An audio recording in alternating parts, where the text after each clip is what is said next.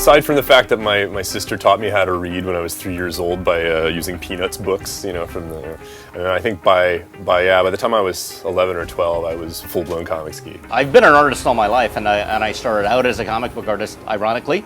I was a penciler for many years, and I started out at DC, worked for Image and Event and a whole bunch of companies over the years. So somehow I kind of transitioned into video games, and here I am. There's always been a kind of natural alignment between the sort of stories that we're telling in games and the kinds of stories that comics can do super well. You know, video games are kind of in the moment. And so character development is always a tough thing. And with comic books, it's the perfect forum for it. As far as Splinter Cell is concerned, you know, you've got this incredible, rich, elaborate, sometimes even Byzantine geopolitical world that Sam Fisher needs to navigate and sneak his way through. You know, we get a chance to see different parts of his life and his career. People have this sense that there's some history there. And even people who haven't necessarily played all the Splinter Cell games know that this is a character who has some backstory. He's been around the block a few times. When this project came about, we set out to look for artists and writers, and we basically looked for guys that we liked. In order to get the best possible product on the comics pages, we needed guys who were at the top of their game,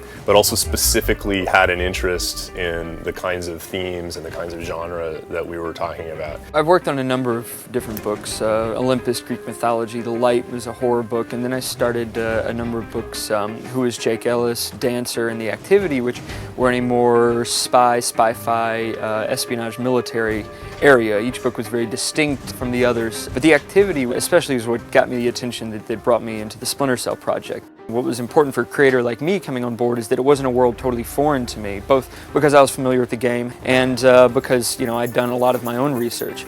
But the world was so well put together and thought out that the pieces were already there to play with. If you look at Nathan's work on projects like, Who's Jake Ellis, The Activity, Dancer, he clearly understands that world. He clearly understands those characters in a way that's incredibly honest and authentic. They told us we want an original story. We knew where it needed to begin and where it needed to end up to fit in the Splinter Cell canon, to fit in the timeline of, you know, Sam Fisher's career. But we were allowed to be creators. If you want to get a good result in terms of comics, you need to bring in a good team that you trust. You need to give them, you know, kind of the key pillars of what the franchise is about and what the characters are about, what the brand is about. And then you need to give them a lot of latitude to explore that the way they would explore it, like any other comics project. The challenges of, you know, working on a project like this is that we want to both, you know, be respectful and, you know, we want to write a book that the hardcore fans recognize and love, and that new readers who perhaps haven't even played the games before can come into. They start to find the sweet spot, the equilibrium point between what we need as a brand building exercise and what the comics reader needs as a comics reader. And I think that from there it's been really easy. You know, they've made it almost effortless for us because they're so good.